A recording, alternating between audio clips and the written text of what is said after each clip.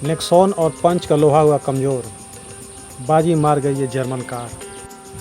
कारों को लेकर अब लोगों का नज़रिया बदलता जा रहा है। जहां पहले लोग बजट कारों को पसंद किया करते थे और ख़रीदने के दौरान केवल माइलेज को देख पहली तवज्जो दी जाती थी, वहीं अब लोग सुरक्षित कारों को प्रायोरिटी दे रहे हैं। लोगों के लिए कार के सेफ्टी फीचर और उनकी सेफ्टी रैंकिंग प्राथमिकता हो गई। होना भी यही चाहिए, क्योंकि बढ़ते हुए ट्रैफिक और तेज़ रफ्तार गाड़ियों के बीच हादसे होना आम बात हो गई है। ऐसे में एक सुरक्षित कार न केवल ड्राइवर बल्कि उस गाड़ी में बैठने वालों के लिए भी वरदान से कम नहीं होती है। इस मामले में अब तक टाटा की कारों का बोलबाला काफ़ी लंबे समय से इंडियन ऑटोमोबाइल मार्केट में रहा था। टाटा पंच और नेक्सॉन जैसे कारों को मिली 5 स्टार सेफ्टी रैंकिंग मिली थी, जिसके बाद लोगों ने इन कारों को बेहद पसंद किया। माइक्रो एसयूवी और कॉम्पैक्ट एसयूवी सेगमेंट में इन दोनों ही कारों का जलवा रहा और ये टॉप सेलिंग कारों की लिस्ट में भी अपनी जगह बनाती दिखी। लेकिन हाल ही में आई एक रिपोर्ट में इसे पूरी तरह से बदल कर रख दिया गया। अब देश में बिकने वाली टॉप 5 सफेस्ट कारों की लिस्ट बदल गई। चौंकाने वाली बात यह रही कि इसमें टाटा की एक भी कार जगह नहीं बना पाई है। वहीं देसी कंपनी की बात की जाए तो महिंद्रा की एक एसयूवी ने इस लिस्ट में जगह जरूर बना ली है। टाटा की कारों को ग्लोबल एनसीएपी की टॉप 5 लिस्ट पर जगह नहीं मिलने के साथ ही हाल ही में लैटिन एनसीएपी की रेटिंग में एक और चौंकाने वाली जो सामने बात आई है वो कि हैचबैक सेगमेंट में एक फ्रांसीसी कार निर्माता कंपनी सिट्रोन की C3 कार जो लोग बेहद पसंद कर रहे हैं उसे 0 सेफ्टी रेटिंग मिली है।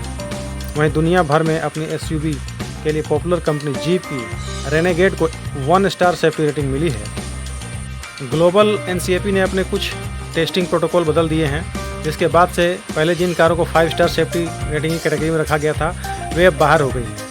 हालांकि नियमों में क्या बदलाव किए गए हैं इसकी कोई जानकारी नहीं दी गई है, लेकिन ये ज़रूर है कि इन्हें और भी कड़ा कर दिया गया है। पैमाने पर गुजरने के लिए कुछ पॉइंट्स को बढ़ा दिया गया है और अब कारों को रैंकिंग पाने के लिए कई टेस्ट से गुजरने से पहले ज़्यादा नंबर स्कोर करने होते हैं।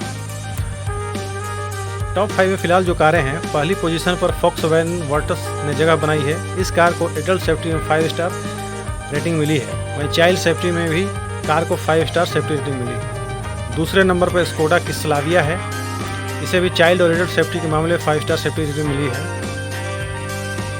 तीसरे नंबर पर फॉक्सवैगन की कार ने कब्जा बरकरार रखा है, ये टाइगुन रही है। टाइगुन को एडल्ट और सेफ्टी रेटिंग में भी 5 स्टार रेटिंग मिली है। हालांकि पहले 2 कारों के मुकाबले इस कार को कुछ कम अंक मिले हैं। चौथे पायदान पर स्कोडा की कुशाक रही है, इस कार को भी एडल्ट और सेफ्टी रेटिंग में 5 स्टार मिले हैं।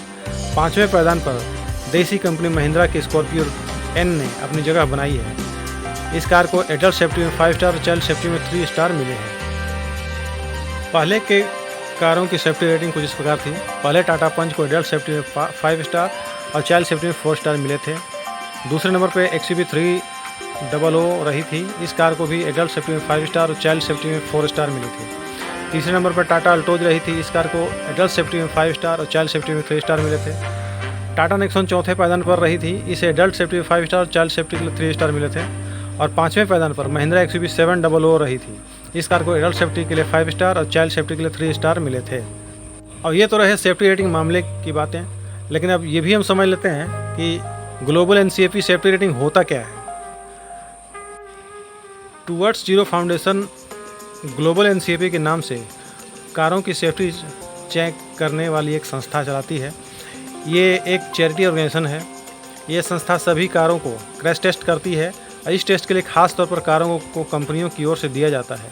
इसमें ह्यूमन डमी का इस्तेमाल किया जाता है और एक निर्धारित रफ्तार पर कार को दीवार से या किसी फिक्स चीज़ से, लोहे की चीज़ से टकराया जाता है और इस दौरान ये देखा जाता है कि कार के एयरबैग सहित दूसरे सेफ्टी फीचर्स किस तरीके से काम करते हैं और कार और गाड़ी में मौजूद ह्यूमन डमी को होने वाले नुकसान के आधार पर कार को सेफ्टी रेटिंग दी जाती है।